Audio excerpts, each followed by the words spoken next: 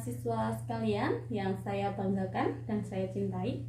Apa kabar kalian di rumah? Semoga sehat walafiat. Nah, untuk kali ini Bu Astri akan memberikan pengantar kegiatan praktikum, kegiatan 1, biologi umum 1 ya, dengan topik apa saja objek, fenomena, dan persoalan biologi yang dapat kita temukan di alam sekitar. Adapun tujuan yang ingin dicapai, jadi setelah melakukan kegiatan ini, kalian diharapkan mampu mengidentifikasi berbagai macam objek biologi beserta fenomena-fenomena objek ataupun fenomena-fenomena peristiwa yang terdapat di lingkungan sekitar. Kemudian, kalian diharapkan mampu mengidentifikasi tingkat organisasi kehidupan dari objek yang diamati. Apakah dia berada pada tingkatan sel, jaringan, organ, atau organisme, ataukah populasi, ataukah komunitas. Ya. Kemudian untuk yang ketiga, nanti kalian diharapkan mampu menemukan persoalan biologi menurut BSJS berdasarkan fenomena yang diamati.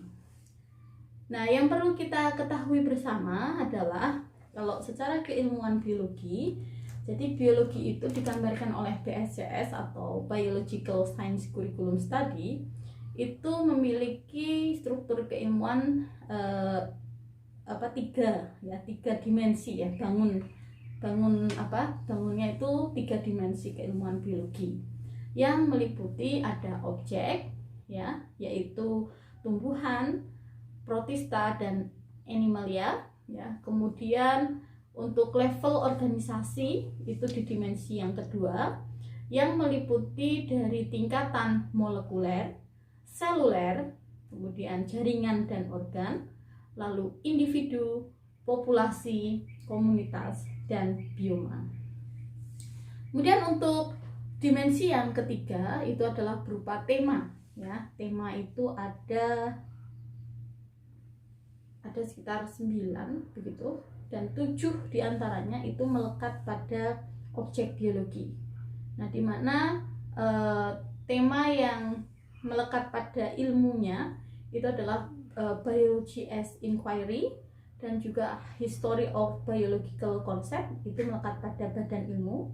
Sedangkan yang melekat pada objek biologi itu meliputi evolusi, diversity and unity ya, kemudian genetic continuity, organisme dan environment ya, organisme dan lingkungan, kemudian ada behavior, kemudian ada struktur fungsi, dan juga ada regulasi.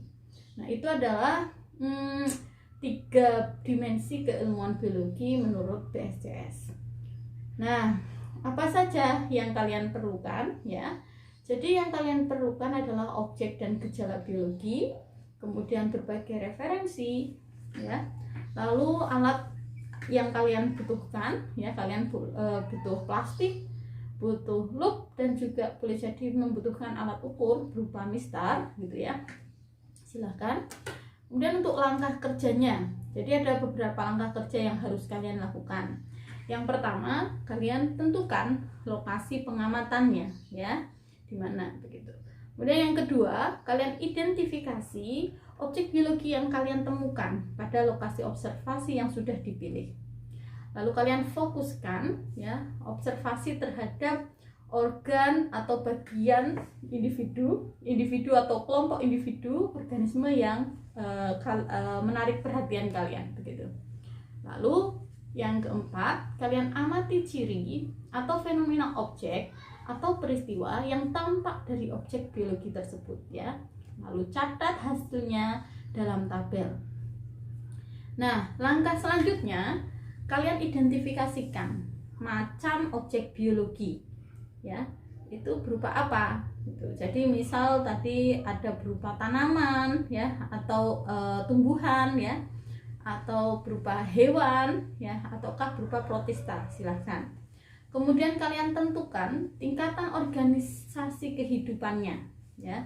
Itu apakah dalam sel, ataukah dalam tingkatan molekuler, ataukah dalam tingkatan individu, ataukah populasi, ataukah komunitas. Silahkan ya ditentukan. Lalu macam persoalan dari fenomena yang kalian amati itu apa, begitu. Adapun contoh-contohnya ya sebagai berikut. Kita akan melihat objek yang pertama kita lihat ya, bisa diperhatikan itu apa yang ada di bagian balik daun palem ya. Ada segerombolan semut hitam. Kemudian ini adalah objek yang berikutnya adalah daun palem. Maka yang dituliskan adalah objeknya daun palem dan segerombolan semut hitam. Kemudian kita lihat gejala interaksi yang terjadi apa di situ. Nah, ternyata semut di sini melakukan aktivitas apa? Silahkan dituliskan.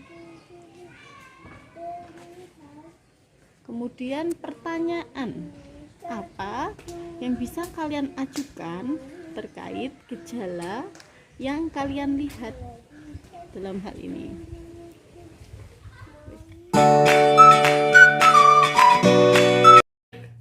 Untuk objek yang kedua yang kita amati ya, sebut saja ini adalah keladi A di pot 1. Nah, kita akan memastikan ya apa yang ada dalam pot 1 ini, begitu ya. Nah, kita lihat tanamannya ya. Objeknya adalah keladi A. Nah, tetapi kita harus pastikan dulu ini ada satu tanaman atau tidak. Jika kita perhatikan baik-baik dalam pot 1 tanaman keladi A ada berapa? Ternyata di sana ada 1, 2, 3 ya. Ada 3, terus ini ada satu lagi. Nah, ini 4 ya.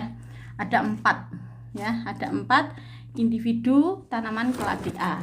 Maka untuk objek yang kita tulis adalah 4 tanaman keladi A dalam pot 1. Nah, apa gejalanya ya? Maka kita akan lihat ya.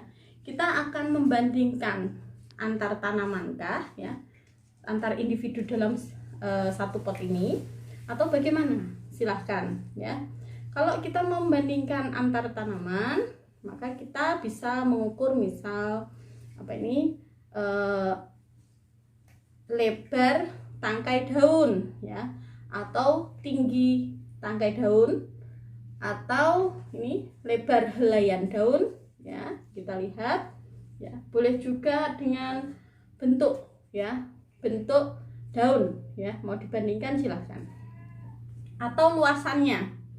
Nah, untuk bentuknya nanti yang kita perhatikan adalah ini ya, bukan ini lekuannya itu tidak di, kalau mau menentukan bentuknya maka ini nanti harus diberi apa, digambar, kemudian bagian ini itu diberi garis putus-putus begitu ya, menggambarkannya sehingga bentuknya itu ini tidak berbelah ya, jadi bentuknya mirip seperti segitiga begitu ya. Nah, itu adalah contoh ya terkait dengan gejala 4 tanaman keladi A. Nah, lalu rumuskan beberapa pertanyaan yang berkaitan dengan gejala-gejala tersebut ya. Misal, apa sebab antar tanaman itu tadi memiliki ukuran batang atau ukuran ukuran lebar tangkai daun yang berbeda. Atau misal di sini kita lihat juga antara daun yang muda dengan daun yang sudah tua ya. Nah, gejalanya bagaimana? Silahkan diperhatikan dan rumuskan. Kemudian untuk yang berikutnya bisa juga kita memperhatikan antar tanaman jenis keladi ya, keladi A dan keladi B bisa kita lihat. Nah, apa fenomena yang menarik ya di antara keduanya? Di sini bisa kita perhatikan, ini kelihatan yang paling menarik itu adalah dari sisi daun ya, terutama di bagian helaian. Bagaimana bentuk ya, bentuk tepian ya pada keladi B ini, apakah sama dengan bentuk tepian pada keladi A? Silahkan dilihat. Kemudian terkait juga dengan ini apa ini, Ini adalah tulang daun, ya, tulang daun keladi B dengan tulang daun keladi A. Itu juga bagaimana? Silahkan dibandingkan. Terus kemudian rumuskan pertanyaan terkait gejala pada kedua keladi tersebut. Ya, saya rasa itu contoh untuk kegiatan praktikum objek, gejala, dan pertanyaan ilmiah yang bisa kalian cermati, dan silahkan kalian eksplorasi apa yang ada di sekitar kalian, ya. Tentukan objeknya, gejalanya, dan juga pertanyaan ilmiah yang bisa kalian munculkan berkaitan dengan gejala-gejala yang sudah kalian amati dari objek yang kalian amati. Terima kasih.